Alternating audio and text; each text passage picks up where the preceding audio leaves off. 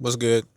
It is Wednesday, March 18th, 12:25 p.m. I am now leaving the barbershop. Definitely needed a haircut, so I was happy I was able to take care of that. So I feel like I look significantly more presentable than the last couple of videos. So that's cool. Woke up this morning, went to the gym, grocery shopping, came home, cooked, and now I gotta go home and edit a bunch of videos, edit the podcast and stuff. But I wanted to record today. Today's topic is calmness is a superpower. And, you know, honestly, and I feel like the word superpower is used a lot. And I guess it could be like interpreted many different ways. But honestly though, it really is. First thing I've definitely noticed, and I have practiced this. This is something that I have worked on and I'm going to continue to work on it. Maybe I should also pray about it as well. But people like people who are calm, especially in high end situations and situations where things are hitting the fan and things are rough. You never really want to be around someone who's frantic, who's panicking, stuff like that.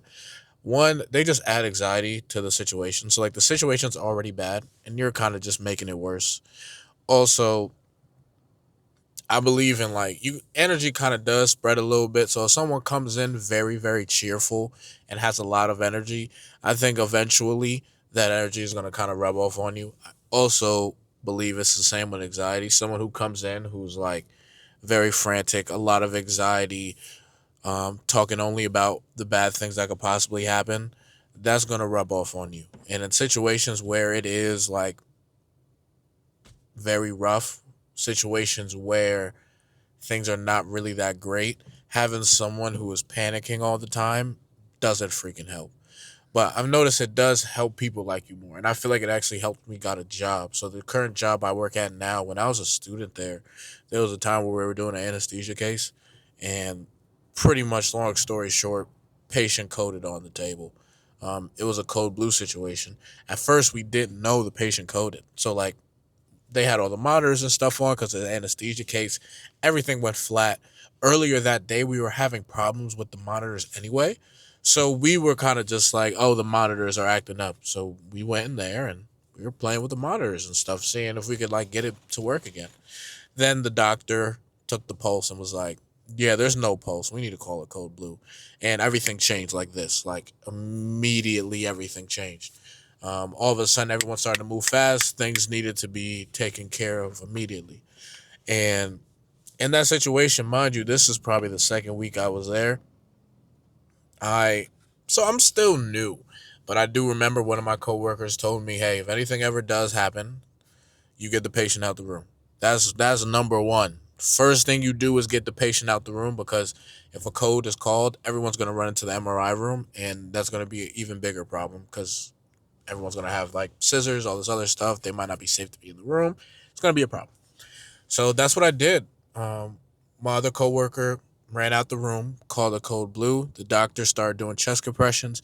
I undocked the table, grabbed what I needed to grab, and wheeled the patient out the room.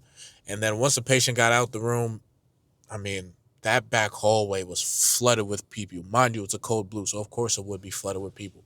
And then people were asking me, hey, grab this, do this, do this, do this. Mind you, I'm new, so I really just did my best to grab the few things I knew where they were, but I still didn't know the department fully. But after that whole situation, the I guess at the time they weren't my coworkers, but the people who I guess I was learning from were all very, very impressed with me. The boss at the time, very impressed with how I handled myself. They were very, very pleased that I was calm and I was able to handle myself in that situation. And that story has stayed with me until now. Like people still remember that story. They remember how I carried myself. And they know that if something goes wrong, Tyler is able to be calm. He's going to take care of business, and it's no big deal. So people are going to like you from it, and because of that, in high end situations, you're going to be someone that people can count on. And I believe that because of that situation, there were also many other situations that happened that had nothing to do with calmness, but just how I carried myself, helped me get that job 100%. I believe if I was frantic, if I was yelling, if I was running back and forth, if I was doing all that, they would have been like, yeah, we're not sure about Tyler because he can't seem to keep himself in order when things hit the fan. And in my line of work, I mean, I'm an MRI tech, but things do go wrong. And when things do go wrong, you have to be able to handle yourself. And if you can't, you're really just going to put your patient at risk, which is the most important thing. And then on top of that, you're going to put yourself at risk. And on top of that, you might even put your coworkers at risk, which is not a good thing. So that's why you need to be able to be calm, and how that could possibly, and being calm could possibly change your life. It is kind of like a little mini superpower. I do think it's something that you have to work on. I do think it's something that you have to continuously practice, but it is good to have. Also, I've noticed that in high end situations, being calm brings me clarity. Now, I can only speak for myself. I can't speak for anybody else who is calm in high end, high pressure situations. But if I'm running around and I'm screaming and I'm running back and forth, and I have had situations like that when I was younger, I wasn't thinking clearly, you know? I'm wasting time with wasted movements because I'm all over the place. I'm running around. I might be screaming. I might be like, okay, this. I'm just wasting time and wasting movement in a situation where I really don't have time to waste. I really don't have movements to waste. I need to hurry up, do what I have to do, and leave. Hurry up, do what I have to do, and take care of the situation until everything goes back to normal. Maybe once things are back to normal, if I want to have a little mini panic attack, still don't think you should do that. But it's better to do that when everything else is fine compared to when everything else is falling apart. You know what I'm saying? So it definitely helps you think clear. And it's funny because I had another situation where something unfortunate kind of happened with my mom, and I was the only one home, and I had to pretty much go and like pick her up. She kind of almost got into a car accident. I had to go pick her up, and I remember my sister calling me, and she had told me about it. First, my dad called me, and I was like, "Oh, okay." So when my dad first called me, I was like, "All right, well," I was laying in bed. So now it's like, jump up, gotta get dressed, and need to go. Then shortly after, my sister called me because she also happened to be on the way to the house during this time. And after she called me, she was like, "Oh, did you hear what happened?" So me and her going back and forth, and obviously, mother just almost got into a car accident, so it's kind of more of a high stress situation. And it's funny because my sister told me after, she was like, "I called you."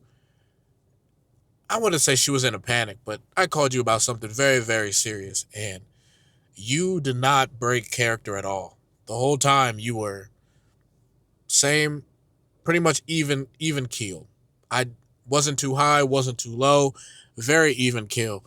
And it's kind of funny because I kind of laughed about it, but I was like, yeah, well, if I start to panic in a situation like this, I'm not going to be able to think clearly. And I need to be able to think clearly. I need to figure out where my mother is. I need to figure out how do I get to her the fastest? What route do I need to take to get to her the fastest? I need to figure out if I need to bring anything or grab anything before I leave this house.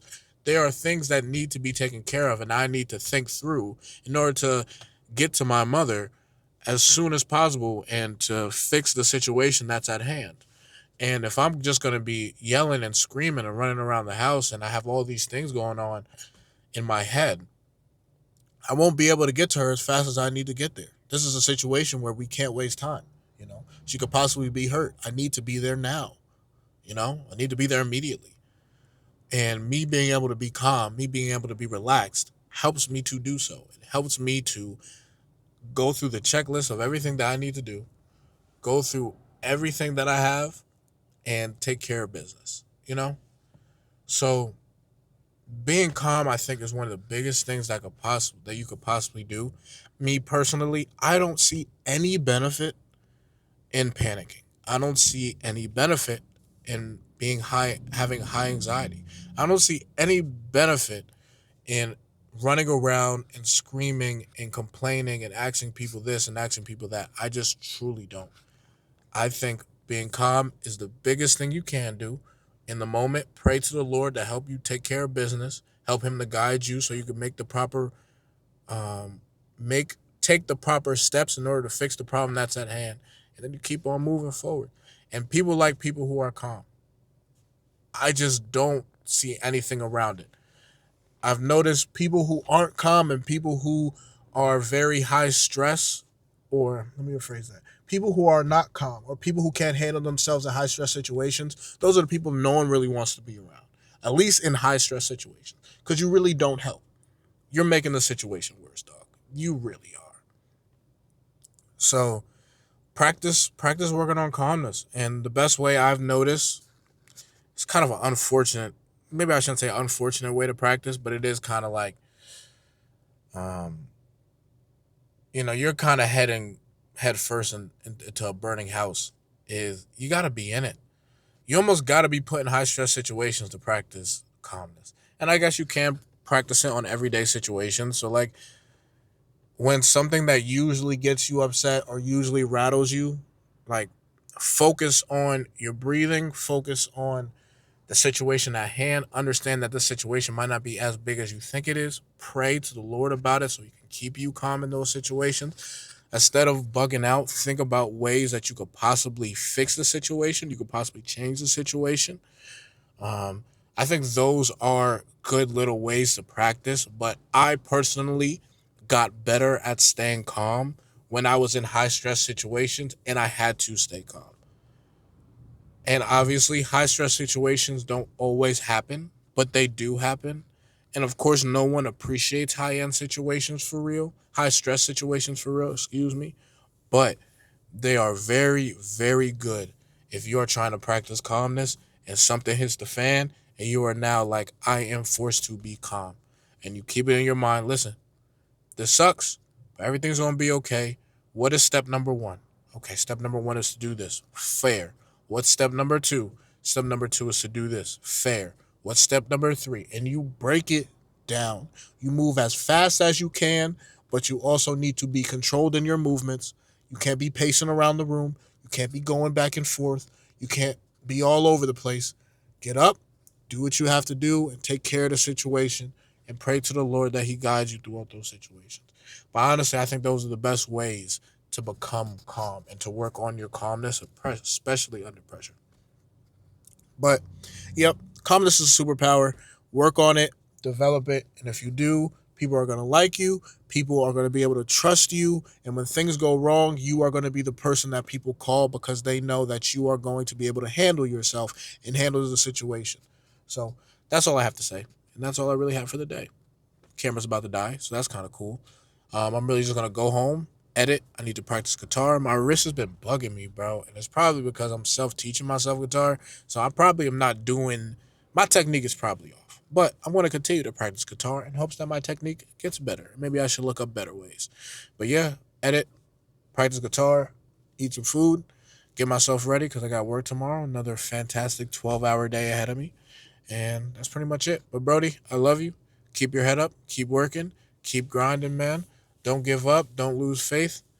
Everything is gonna change. Everything's gonna get better, man. You just gotta keep on pushing. Catch you later.